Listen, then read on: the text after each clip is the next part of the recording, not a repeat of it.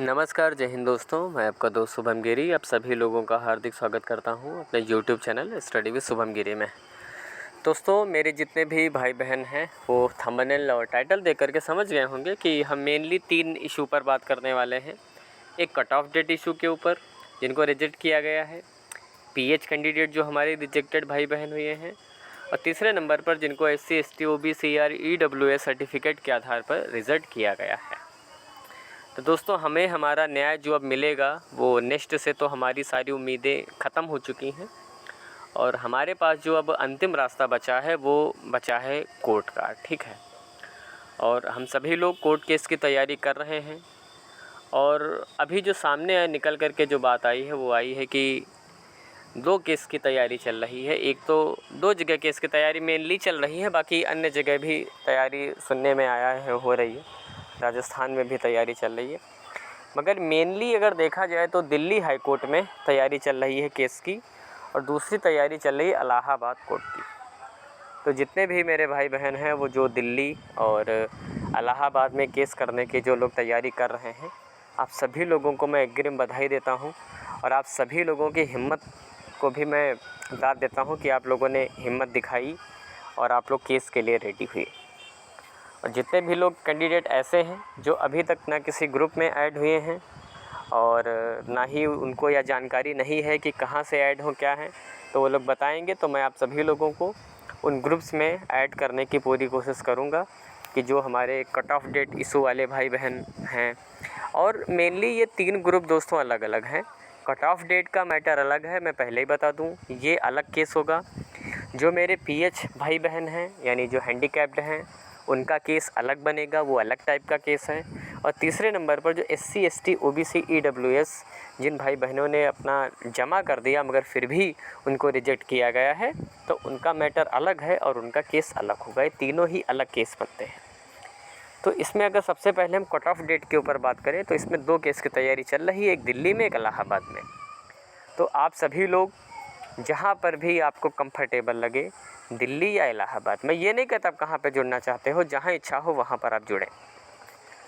तो हिम्मत के साथ जुड़ें और ये मान करके चलिए दोस्तों, अगर आप जुड़ते हैं और सभी लोग मेहनत करते हैं तो जो भी कट ऑफ डेट का जो मैटर है, ये मैटर आप लोगों के पक्ष में है दोस्तों।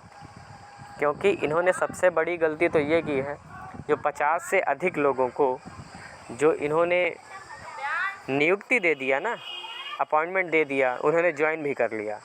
तो सबसे पहले तो आपके मौलिक अधिकारों का तो हनन करके इन्होंने सबसे बड़ी अपने लिए खुद खाई खोद ली है केस हारने की पूरी। ठीक है, एक तो मैटर ये। दूसरा मैटर ये कि दोस्तों, अगर आपको डिग्री के आधार पर या डेट के आधार पर रिजेक्ट किया जा रहा है तो ये कहीं ना कहीं से देखा जाए तो आपके साथ अन्याय है। क्या आपको इस आधार पर रिजेक्ट कर देंगे कि आपका जो फॉर्म है उस डेट के बाद भरा गया? भाई, जिस दिन आप फॉर्म भर रहे थे उस दिन आपकी सारी क्वालिफ़िकेशन कंप्लीट थी। ये बात आपके लिए बहुत मायने रखती है। और डबल बेंच में जो पुराने केस का मैटर चल रहा है, और यहाँ भी दोस्तों जो आप नया केस करेंगे वो नए आधार पर होगा, कुछ नए टॉपिक्स पे होगा। तो ये जो नया केस होने जा रहा है, ये पुराने केस से दोस्तों ज़्यादा मजबूती से लड़ा जाएगा। मैं ये भी वो भी हमारा केस मजबूत है, मैं ये नहीं कह रहा, वो भी हमारा केस मजबूती से लड़ा जा रहा है, मगर ये हमारा केस दोस्तों और भी ज़्यादा मजबूती से लड़ा जाएगा। और इसको मजबूती देंगे आप लोग। आप लोग जितना एका होंगे, जितनी हिम्मत के साथ एक दूसरे की हिम्मत बंधाते हुए आगे बढ़ेंगे, उतनी ही जल्दी आपको मदद भी मिलेगी। इसलिए जितने भी कट ऑफ डेट वाले भाई बहन हैं, अभी तक किसी ग्रुप में नहीं जुड़े हैं, तो आप कमेंट करिएगा, हम आपको उस ग्रुप में जोड़ने का प्रयत्न करेंगे। इसके बाद हम बात कर लेते हैं पीएच कैंडिडेट में। तो दोस्तों, हमारे पीएच कैंडिडेट जो पर्सनल दिव्यांग भाई बहन हैं, उनको उनके सर्टिफिकेट के आधार पर किया गया है या वैकेंसी के आधार पर, मतलब कई सारी चीज़ें हैं जिसके आधार पर उनको जो है बाहर किया गया है।